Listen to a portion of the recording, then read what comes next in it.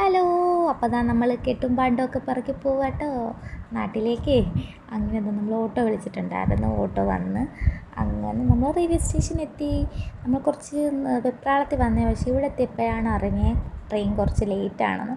പിന്നെ നമ്മളതങ്ങ് സാവകാശമാക്കി. പിന്നെ താണ്ടെ നമ്മൾ എവിടെ നിൽക്കേണ്ടതെന്നൊക്കെ നോക്കിയിട്ട് പോകാമെന്ന് വെച്ചത്. അവരുടെ മുഖത്ത് സന്തോഷം കണ്ടു.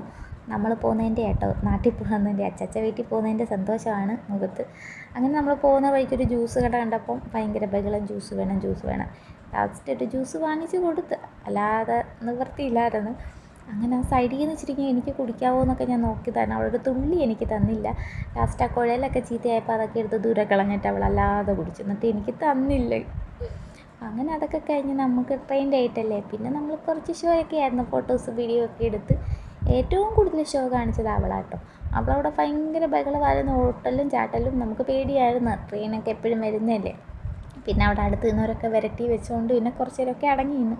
അങ്ങനെ നിന്നപ്പോൾ ഒരു മരത്തിനകത്ത് വവ്വാലാന്ന് തോന്നുന്നു നിറച്ച് തൂങ്ങിക്കിടക്കുന്നു.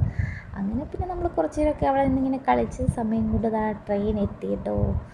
ഇനി ട്രെയിൻ എത്തിയപ്പോൾ അയ്യോ നമ്മൾ പോകുകയാണെന്നുള്ള സന്തോഷമായിരുന്നു. ട്രെയിൻ ഫുള്ളായിരുന്നു. ഞാൻ മഴ പെയ്തിട്ട് എന്താ ഈ അഴുക്ക് പോകാനെന്ന് ചോദിക്കുമായിരുന്നു. അതിന് മുന്നുള്ള ട്രെയിനൊക്കെ നല്ലതായിരുന്നു. അങ്ങനെ നല്ലതാണെന്ന് വെച്ചാൽ നല്ല വൃത്തിയുള്ള ട്രെയിനായിരുന്നു. അങ്ങനെ നമ്മൾ ട്രെയിനിൽ കയറി കേട്ടോ. സൈഡ് സീറ്റ് കിട്ടണേ എന്നുള്ള പ്രാർത്ഥനയായിരുന്നു. സൈഡ് സീറ്റ് കിട്ടി. എനിക്ക് കിട്ടിയതിൻ്റെ സങ്കടമാണ് ആ മുഖത്ത് കാണുന്നത്. ബിബിക്ക് സൈഡ് സീറ്റ് ഇരിക്കണമെന്ന് പറഞ്ഞായിരുന്നു. അങ്ങനെ താണ്ടെ അവൾ കുറച്ച് കഴിഞ്ഞപ്പോഴേക്ക് വയലൻ്റ് ആവാനൊക്കെ എന്ന് വെച്ചാൽ പരാക്രമങ്ങൾ തുടങ്ങിയപ്പോഴേക്ക് കുറച്ച് ചിപ്സൊക്കെ കൊടുത്ത് പാവത്തെ അവിടെ ഒതുക്കി നിർത്തി. കുറച്ചൊക്കെ കഴിഞ്ഞപ്പോഴേക്ക് പാവം ഉറങ്ങി കേട്ടോ. അതൊക്കെ കഴിച്ചിട്ട് ഞാൻ പിന്നെ അതിലേക്കൂടെ മുട്ട ഓംപ്ലേറ്റ് കൊണ്ടുപോയി. അവൾ ഉറങ്ങിക്കൊണ്ട് എനിക്ക് ബിബി വാങ്ങിച്ച് തരണമെന്നും പറഞ്ഞ് ഞാൻ നിർബന്ധിച്ച്. അങ്ങനെ എനിക്ക് അത് വാങ്ങിച്ച് തന്നിട്ട് പറഞ്ഞു ഒരു കഥ ചൊല്ലട്ടേന്ന്. കഥ എന്താണെന്ന് വെച്ചാൽ ട്രെയിനിലെ ഫുഡിൻ്റെ കഥ ആയിരിക്കും. ഞാൻ പറഞ്ഞു ഒരു കഥ എനിക്ക് കേൾക്കേണ്ട, എന്ത് കഥ കേട്ടാലും ഞാനിപ്പോൾ ഇത് കഴിക്കും, എനിക്ക് വിശപ്പുണ്ടെന്ന്.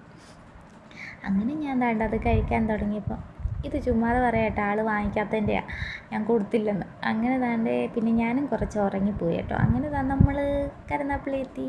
അച്ചാച്ചൻ വിളിക്കാൻ വന്നിട്ടുണ്ടായിരുന്നു. അച്ചാച്ചനെ കണ്ടപ്പോഴേക്ക് ആൾ ഓടിപ്പോയി തോളെ കയറി കേട്ടോ. അങ്ങനെ പിന്നെ ഞങ്ങൾ പോവുകയാണ് കേട്ടോ വീട്ടിലോട്ട്.